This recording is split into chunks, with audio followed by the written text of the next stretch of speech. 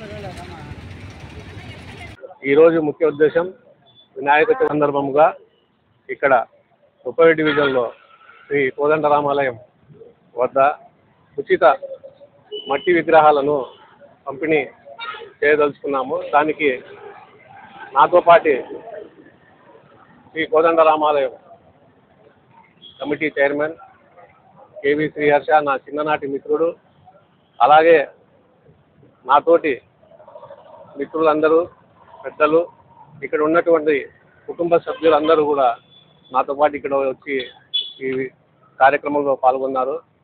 ముఖ్య ఉద్దేశము మట్టితో చేసిన విగ్రహాన్ని మనం పూజించడం వల్ల పర్యావరణానికి కూడా సహకరించినట్లయితుంది.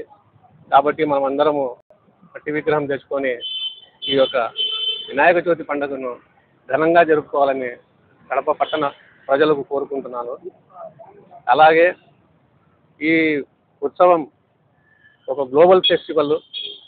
ఈ వినాయక చవితి పండుగ చాలా ఘనంగా హిందూ సోదరులందరూ చాలా ఉత్సాహంగా ఘనంగా జరుపుకుంటారు.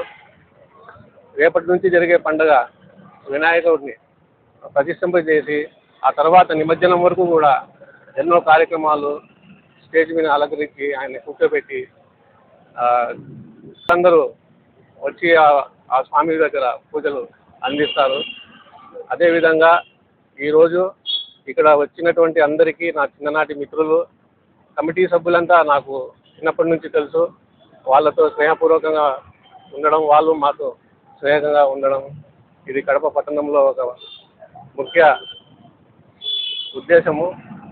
అలాగే వినాయక చవితి కడప పట్టణంలోనే కాదు యావత్ ప్రపంచం కూడా చాలా ఘనంగా జరుపుకుంటారు. అలాగే ఈరోజు ఈ కార్యక్రమంలో నాతో పాటు వచ్చినటువంటి అందరికీ నా హృదయపూర్వక ధన్యవాదాలు. ముందస్తు వినాయక చవితి శుభాకాంక్షలు తెలియజేస్తున్నాను. కడప పట్టణము నాగరాజుపేట 30వ డివిజన్లో శ్రీ కోదండరామాలయం వద్ద Vikas college group of institutions for కరెస్పాండెంట్గా షేక్ సుల్తాన్ బాబా ఉన్నారు. అతని ఆధ్వర్యంలో ఉచిత విగ్రహాల వినాయక స్వామి విగ్రహాలు పంచుతున్నాము. ఈ కార్యక్రమం జయప్రదం చేసినందుకు ప్రజలందరికీ ధన్యవాదములు.